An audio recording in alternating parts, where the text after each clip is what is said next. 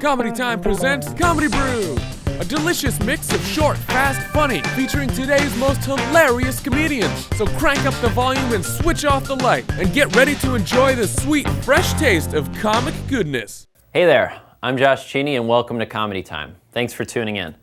They say laughter is the best medicine. If that's true, this next comedian should be pulling shifts over at Cedars-Sinai, if you know what I mean.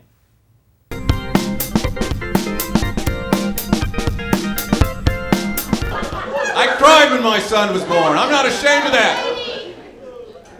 His mom cried the day he left home. We both cried the day that bastard moved back in.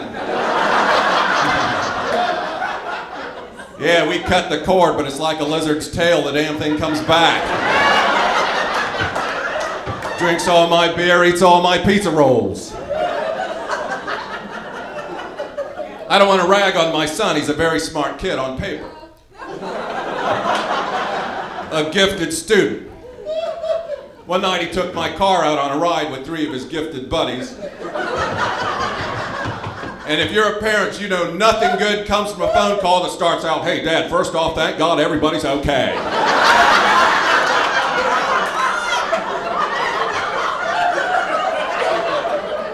It's the middle of the night. I can't see the alarm clock. I want to know what time it is, so I rub my wife's thigh. "Oh, please, it's 2:30 in the morning. Thank you."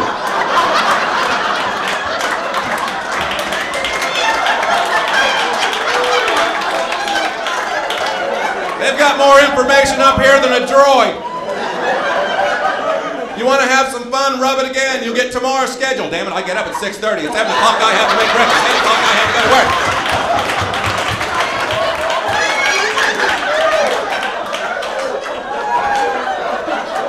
I'm sorry, I got off the subject. My son. He's a smart kid. He graduated Sigma Caramel Latte, whatever.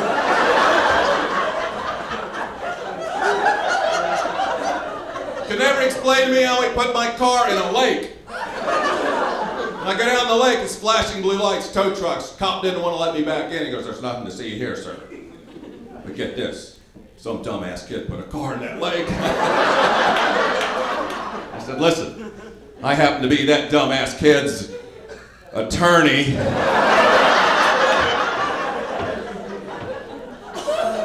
I got down there just in time to see the bumper emerge from the water with the sticker, "My son's a gifted student."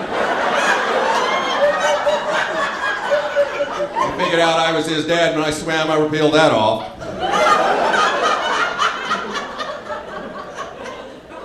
That's why I lose sleep. I can't go to sleep in bed.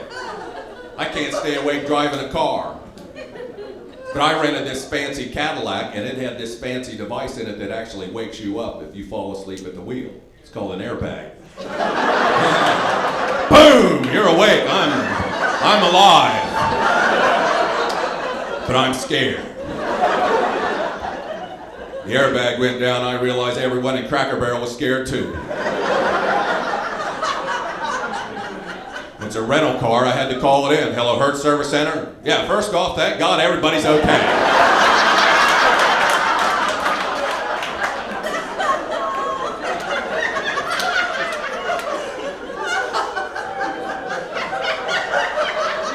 I was kind of ashamed. I totaled a $63,000 Cadillac. Hertz was pissed I'd upgraded from a Ford Focus. For $12. They said, "Mr. Davis, you're driving a Focus, but for $12 you could be driving a Cadillac." I said, "Look, I have ADD, I can't drive a Focus."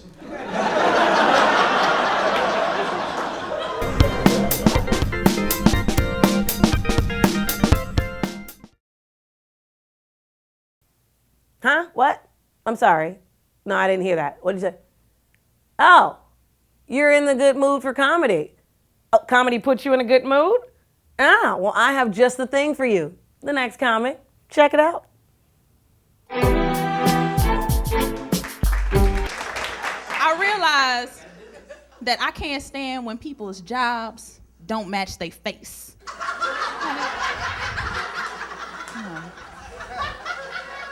And I'm gonna explain this to you. I'm gonna explain why that happened to me. I was at the free clinic, and What? What? So everybody in here got insurance? Everybody got insurance?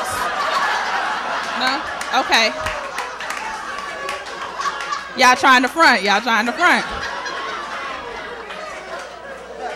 Now, responsible adults, if you don't have insurance, you go to the free clinic to get all this checked out. You don't have to have something to be at the free clinic, okay?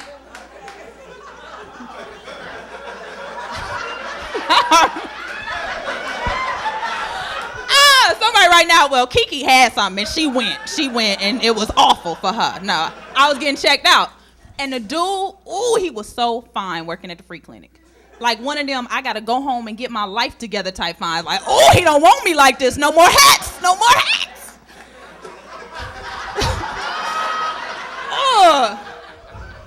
But I had a problem with that because how you gonna have somebody fine working at the free clinic? Like, I can't talk about free clinic stuff with a dude I'm trying to get with after my appointment. I can't.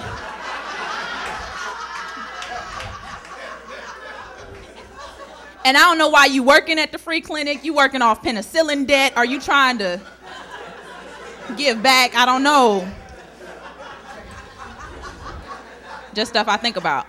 But I get the same thing about my job. I do. Okay, all right, we gonna let them laughs happen. Go ahead, I ain't gonna step on them. I like that, okay. Whenever you ready, I'm gonna move on. I'm gonna try and get some more of these. He is rolling with a daiquiri. That is a masculine drink, boy, a daiquiri. I want the whipped cream. I want the whipped cream on my drink. That is.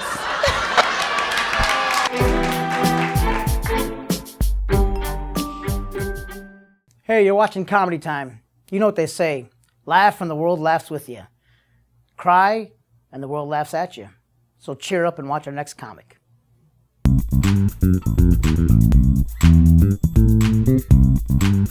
I'm Lebanese-American. Okay, thank you. Yeah. Come on, ladies. Yeah, you know what they say about Lebanese guys? Nothing. Okay. I wish they said something, right? Like, so people knew, like, once you go Lebanese, something, right? That would be dope. Like, once you go black, you never go back. That's slick, right? I want something like that. But all I have from personal experience with my ex-girlfriends is like, once you go Lebanese, you definitely go black. It doesn't have the same ring to it, you know? But there's no fetish for the Middle Eastern man, you know? Like there's a white, black, Latino fetish, you know?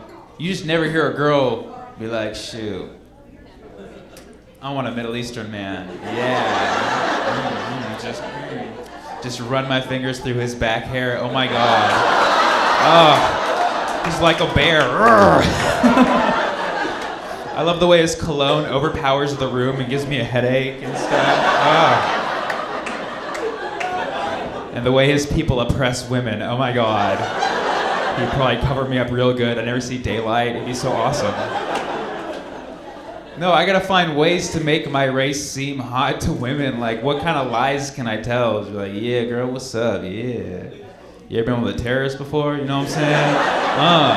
I'm a fighter like Al-Qaeda. What? I'm a baller like Hezbollah. I put the G in jihad, girl. What's up? Yeah, come on.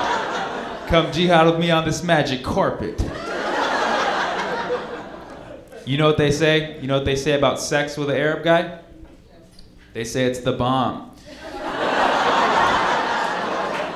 Come on, guys. You gotta be quicker with these things.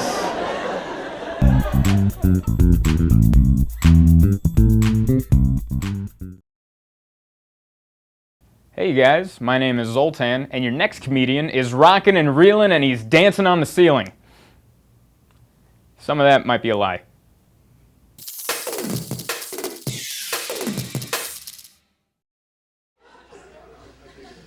See all kinds of crazy stuff on TV.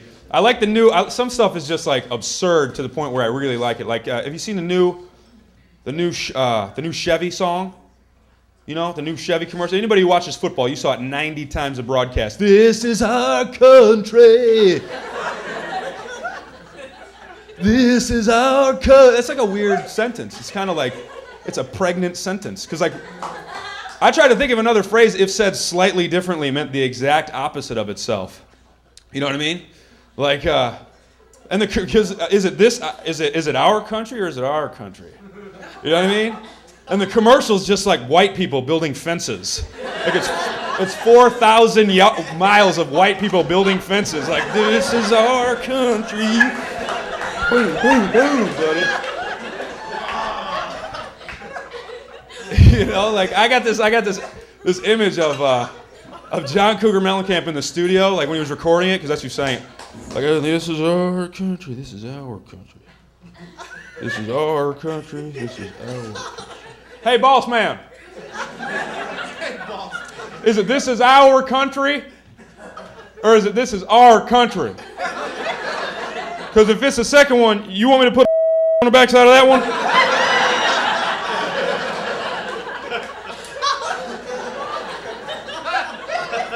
Ambiguous.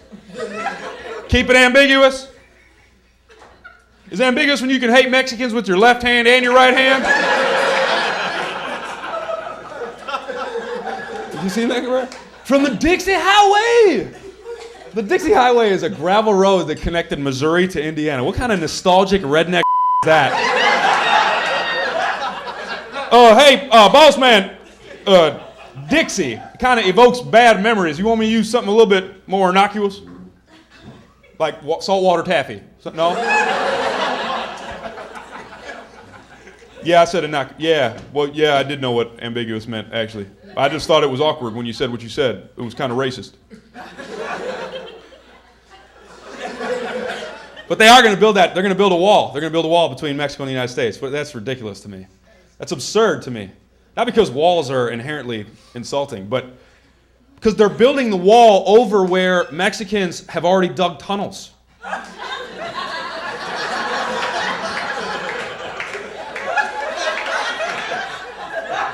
You're just going to make them feel better about their tunnels.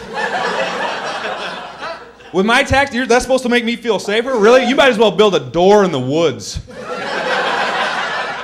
and lock it.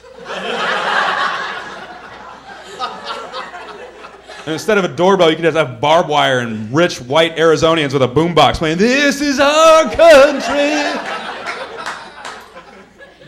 It's absurd. I don't know what our government's doing. I don't know what our government's doing. I'm not a Democrat because I don't sense much spine in the party these days, but I'm definitely not a Republican because I don't own anything. What would be the point of that? You guys, that's going to do it for me. I'm Nate Craig. Thank you very much.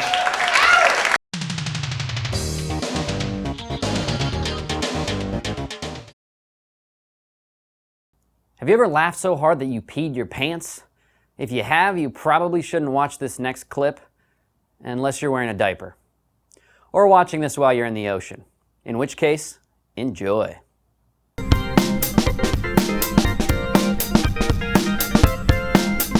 31 years old, and I feel like I'm about 51, like I'm turning into an old man. And you know you're an old man, you start to hear yourself say things that only an old man would say, you know, like, you know, I had an apple the other day that was just fantastic. Like, that's something only an old person would say that. A young person would never. A young person might, you know, rave about an apple from the present. Once you start to wax nostalgic about fruit from the past, you should just check yourself into a home. That's what I think. It's not even worth. Getting old. I'm getting old. When I was younger, I used to get very upset when my favorite bands would sell out and let their music be used in commercials. And now I mostly find out about new bands from commercials. That's like, who are these kids that sing Viva Viagra? They're great. I gotta get that album. That's I think that's Coldplay. No? Okay. All right. Yeah. I was on the elliptical machine at the gym. I go to the gym about twice a year. So I was on the elliptical, and it asks you for your age. And like one day I had to, you know, I was 29, and then the next day it's like, oh, I'm 30. Like, that's crazy. I have to enter in that I'm 30. So now I just say that I'm 39, Because I figure if I'm gonna have to suffer being in my 30s, I can at least lower the machine's expectations. What I can accomplish, you know? Say, hey, go easy on me, I'm pushing 40 here, all right? No hills. Starting to make a lot of corny old man jokes too. Like that's really sad. You know, like I went clothes shopping and I come out of the dressing room with a new shirt on. The salesman goes, what do you think? And I'll point to my wife and go, I don't know, I gotta ask the boss. Like,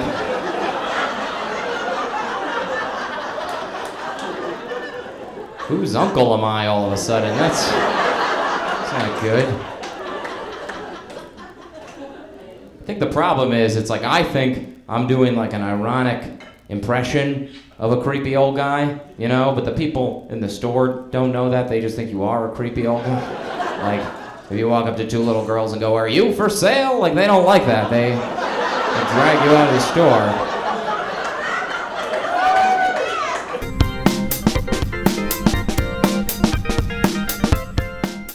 Hey, what's up? This is Shang and Shamalama Ding Dong. I just want to say that. I never really get a chance to say that in normal life. Listen, if you've ever drop-kicked a clown during a kid's party, you will love this next comic.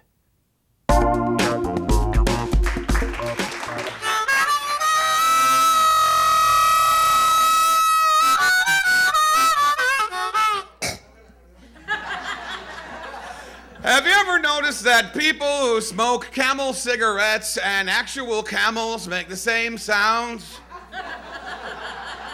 No, it's like, how you doing, Roy?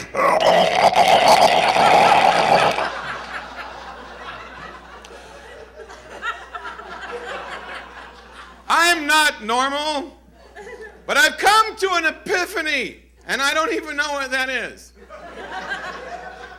Women are smarter than men.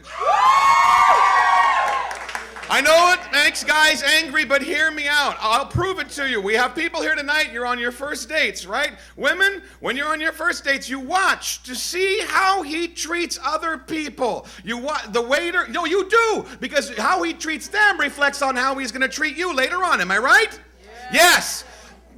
Guys, we don't have a test when we go out. We have one. Will she touch it? That's all we've got. That's our big criteria. I was reading in a magazine that said that women now watch to see how much a man enjoys his food, because the appetite center in your head is tied in, because your appetite for food ties into how much you enjoy sex, and which is why I lick every plate. Thank you, ladies. But the weird thing is that guys have no test, so I invented one for the guys so at least we would have something to work from. I can tell how a woman is in bed by how she uses her ketchup. Okay, follow me on this. You got a girl. You know where I'm going. There's an order of fries, and she's gonna put ketchup on the fries. Okay, she takes the lid off very carefully and puts it to the side, and then she waits. And she waits. Okay, I don't have time for this girl. I've decided I want to get to my ketchup. Now, sometimes you'll have a girl who takes the bottle and just starts slamming that. She could be a little rough for me. Also, guys, avoid any woman who takes a fork and sticks it up the hole.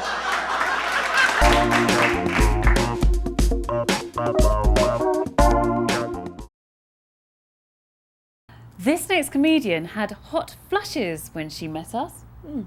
I informed her it was Natalie's fire breath. Whatever. Anyway, she is going to set the stage on fire.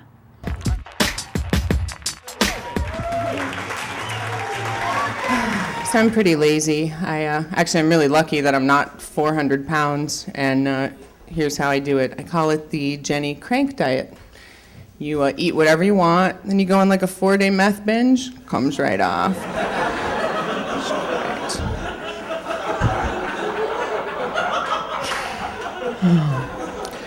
This is how lazy I am. Fooling around with my boyfriend, and he wants to go again. Kind of tired, so I go, you know what would really turn me on, baby? Let's pretend I'm the quadriplegic and you're the naughty night janitor. I can only move my eyes.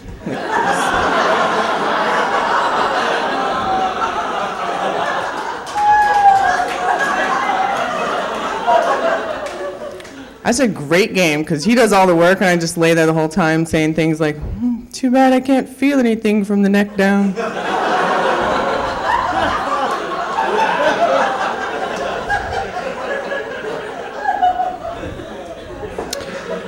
You are not going to get away with this, mister.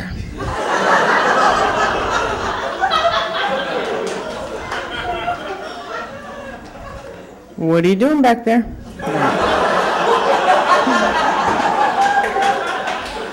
Don't encourage me, that's wrong. So I made up a new word the other day. I was at an industry party. Industry.